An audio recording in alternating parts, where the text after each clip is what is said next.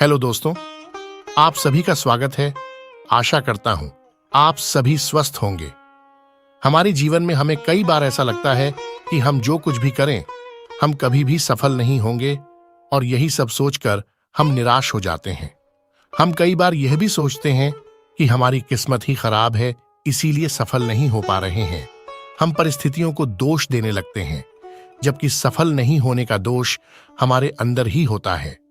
इसीलिए हम आपके लिए आज कालिदास की कहानी लेकर आए हैं। आपने कालिदास का नाम जरूर सुना होगा, वह एक महान कवि थे। इससे पहले हम वीडियो की ओर बढ़े, आप इस चैनल को प्लीज सब्सक्राइब जरूर कर लें और बेल आइकन को दबाना ना भूलें, क्योंकि हम आपके लिए ऐसे ही नए नए ज्ञानवर्धक चीजें रोज लेकर आएंगे, जिससे आपको कुछ ना कुछ अच्छा सीखने को जरूर मिलेगा। तो अब चलते हैं वीडियो की ओर। कालिदास बचपन से ही विद्वान नहीं थे, बल्कि लोग उनको महामूर्ख कहा करते थे। कालिदास के माँ बाप का देहांत उनके बचपन में ही हो गया था। उनका पालन पोषण वही गांव के एक ग्वाले ने किया था। कालिदास बचपन से ही कम बुद्धि के थे। वह सारा दिन गाय चराने का काम किया करते थे और बाकी खाली समय में वहीं गांव के ही एक काली मंदिर में काली माता की मूर्ति को वहीं बैठकर देखा करते थे। कालिदास को बचपन से ही काली माता से लगाव था, इसी कारण से उनको कालिदास कहा जाता है। कालिदास जब बड़े हुए तो उनकी शादी मालवा की राजकुमारी विधोतमा से हुई थी। राजकुमारी की इच्छा थी कि वह उन्हीं से शादी करेंगी जो उन्हें शास्त्रार्थ में हरा देगा। उनसे शादी करने के लिए बहुत दूर दूर से विद्वान आए, लेकिन राजकुमारी ने उन सभी को शास्त्रार्थ में हरा दिया। राजकुमारी से हारने के बाद वह सारे विद्वान को बहुत अपमानित महसूस हुआ और उन्होंने राजकुमारी से बदला लेने का फैसला किया। एक बार वह विद्वान लोग जंगल की यात्रा कर रहे थे। यात्रा करते समय उन्होंने एक व्यक्ति को देखा जो पेड़ की डाली काट रहा था। उन्हें वह देखकर थोड़ी हंसी आई, क्योंकि वह व्यक्ति वही डाली काट रहा था जिस पर वह बैठा था। वह व्यक्ति कोई और नहीं, कालिदास थे। विद्वानों ने मन ही मन सोचा, राजकुमारी को अपने ज्ञान पर बहुत ही घमंड है और उनका घमंड तोड़ने के लिए इससे बेहतर स्वयंवर हो ही नहीं सकता। विद्वानों ने राजकुमारी का अहंकार तोड़ने के लिए उनकी शादी इसी मूर्ख के साथ करने का निर्णय लिया। उसके बाद विद्वानों ने कालिदास को राजकुमारी के साथ शादी करने का लालच दिया और कालिदास को नए और सुंदर वस्त्र पहनाकर राजकुमारी के महल ले गए। महल में पहुंचने के बाद विद्वानों ने राजकुमारी का परिचय कालिदास से करवाया और कहा, यह बहुत ही बड़े विद्वान हैं और राजकुमारी को शास्त्रार्थ में हराने आए हैं, लेकिन आज इनका मौन व्रत है, इसीलिए यह सिर्फ इशारों में ही जवाब देंगे।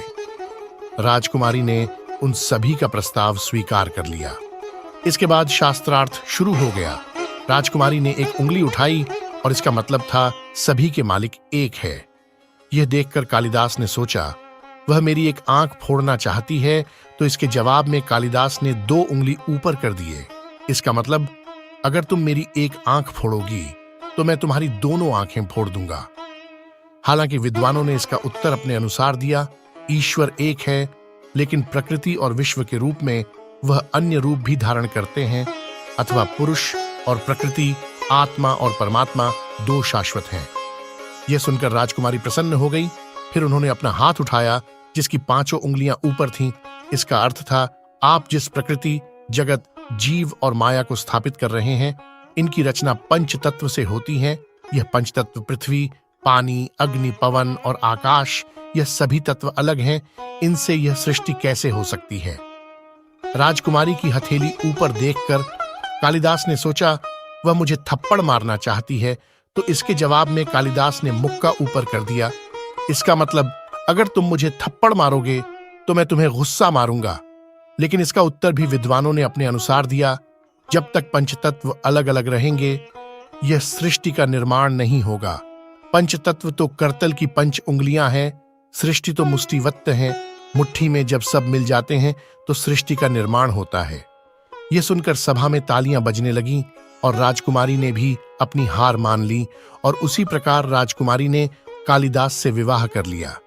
जब विधोतमा का विवाह कालिदास से हो गया तो कुछ समय के बाद ही विधोतमा को पता चल गया कि मेरा पति तो मूर्ख है।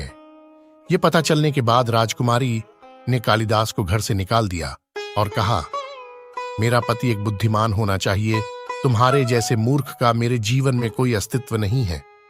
अपनी पत्नी की यह बात सुनकर कालिदास के मन में बहुत ठेस पहुंची और फिर उन्होंने ये निर्णय किया कि जब तक वह आत्मज्ञान प्राप्त नहीं कर लेते तब तक वह घर नहीं लौटेंगे। ऐसा निर्णय करके कालिदास काली माता के मंदिर में चले गए और वहां जाकर काली माता का उपासना करने शुरू कर दिया। काफी दिन बीत गए। काली माता का उपासना करते हुए धीरे धीरे कालिदास ने अन्न और जल का भी त्याग कर दिया, लेकिन फिर भी काली माता ने उन्हें दर्शन नहीं दिए।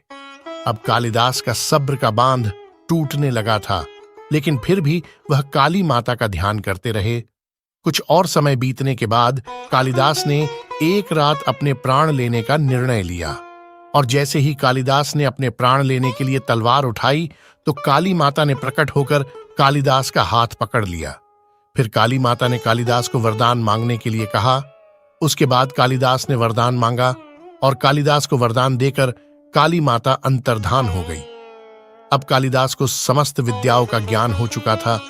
उसके बाद वह घर लौट गए। घर लौटने के बाद उन्होंने अपनी पत्नी को आवाज लगाया। फिर विधोत्मा ने जब दरवाजा खोला तो सामने कालिदास खड़े हुए थे। कालिदास के चेहरे पर अलग ही तेज चमक रहा था। कालिदास के बात करने के तरीके से विधोत्मा को अंदाजा हो गया था कि यह बहुत ही बुद्धिमान हो चुके हैं। कालिदास ने अपने पत्नी से कहा, तुम्हारे कारण ही मुझे आज यह ज्ञान प्राप्त हुआ है, इसलिए आज से तुम मेरी पत्नी नहीं, अब से मेरी गुरु हुई। कालिदास अब उन्हें माता और गुरु के रूप में देखने लगे थे। कालिदास के संबंध राजकुमारी से पति पत्नी वाले नहीं थे। उसके बाद पत्नी ने गुस्से में होकर कालिदास को घर से बाहर निकाल दिया और यह शाप भी दिया कि उसकी मौत भी एक औरत के हाथों ही होगी। कालिदास ने घर छोड़ते वक्त यह ठान लिया कि अब वह महान विद्वान बनकर ही वापस लौटेंगे।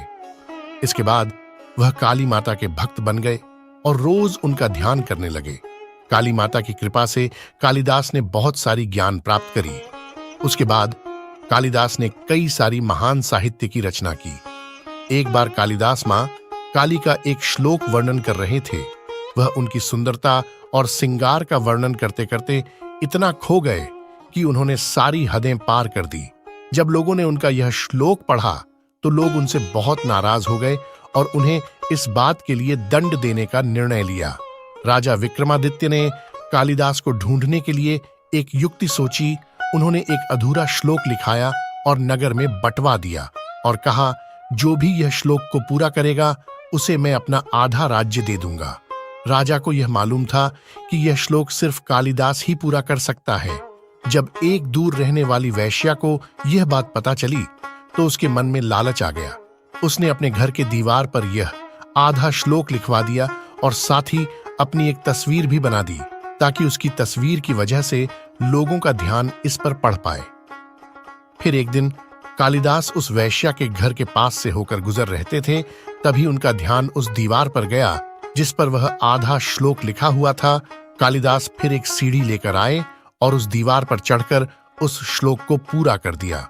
जब वैश्या ने यह सब देखा तो उसने कालिदास को अपने घर पर बुलाया। उसने कालिदास को घर बुलाकर उनका बड़ा आदर सत्कार किया। फिर उस वैश्या ने कालिदास को इस श्लोक का मतलब पूछा और मतलब जानने के बाद उस वैश्या ने कालिदास को बांधकर नदी में फेंक दिया। जब यह श्लोक लेकर वैश्या राजा विक्रमादित्य के पास पहुंची तो उसने शर्त अनुसार राजा विक्रमादित्य से आधी राज्य की मांग करी। यह देखकर राजा आश्चर्य में पड़ गए। उन्हें यह बात पता थी कि यह श्लोक सिर्फ कालिदास ही पूरा कर सकता है। उन्होंने यह सोचा, जरूर कालिदास ने इसकी मदद करी होगी। राजा विक्रमादित्य के डराने धमकाने के बाद उस वेश्या ने सच उगल दिया। उसने बताया, यह श्लोक कालिदास ने ही पूरा किया है और इसका मतलब भी उसी ने बताया था। वेश्या ने बताया कैसे उसने कालिदास को नदी में फेंककर उसकी हत्या कर दी है। कालिदास की मौत की खबर सुनकर राजा हैरत में पड़ गए। वह सोचने लगे, कालिदास जैसे महान व्यक्ति की मौत ऐसे कैसे हो सकती है। विद्वानों का कहना था कालिदास ने एक अपात्र वैश्या को ज्ञान दिया, इसीलिए उसकी मौत हो गई। और वही कई लोगों का यह भी कहना था कालिदास की ऐसी मौत उनकी पत्नी के शाप देने की वजह से हुई है। तो दोस्तों, आपने देखा कैसे एक मूर्ख इंसान आगे जाकर एक महान विद्वान बनने में सफल हो गया। कालिदास ने कभी हार नहीं मानी और वह अपने लक्ष्य में आगे बढ़ते गए। इसी वजह से वह एक महान कवि बन पाए। आप लोगों को यह कहानी कैसी लगी नीचे कमेंट सेक्शन में जरूर बताइएगा और इस चैनल को सब्सक्राइब करना ना भूले। हम आपके लिए ऐसे ही नए नए ज्ञानवर्धक वीडियोस लेकर आते रहेंगे। तो अब मैं मिलता हूं आपको अपनी अगली वीडियो में। तब तक के लिए अपना ख्याल रखें।